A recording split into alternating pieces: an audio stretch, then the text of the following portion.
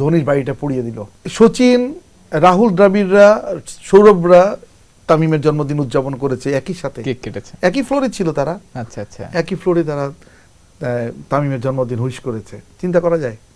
দারুণ। আপনার ওই ম্যাচে বাংলাদেশ জেতার পরে প্রেস কনফারেন্সে ইন্ডিয়ার এক সাংবাদিক প্রশ্ন করেছিল, আর ওদের কোচ তো ছিল গ্রেগ চ্যাপেল, আর ক্যাপ্টেন ছিল হচ্ছে আপনার রাহুল দ্রাবিড়। প্রশ্ন করেছিল যে তুমি কি মনে করো যে ইন্ডিয়া টিম এখন দেশে ফিরে গেলে যে দর্শকের এয়ারপোর্টে আক্রান্ত হবে না, ইট খাবে না?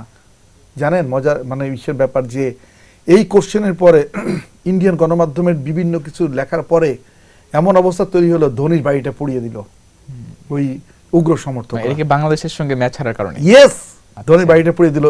আমি এই উত্তরটা পেয়েছি কবে জানেন? এই উত্তরটা পেয়েছি, ধোনি কিন্তু এই উত্তরটা দিয়েছে 2011 ওয়ার্ল্ড কাপ জেতার পরে, ওই ফাইনাল পরে। হ্যাঁ না ওই ওয়ার্ল্ড কাপ জেতার পরে, এবং ওই প্রেস কনফারেন্সে আমি ছিলাম।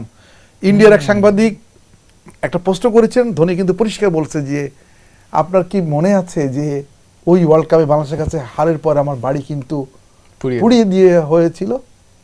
তাকে কিন্তু এই প্রশ্নটা উল্টো রেখেছেন।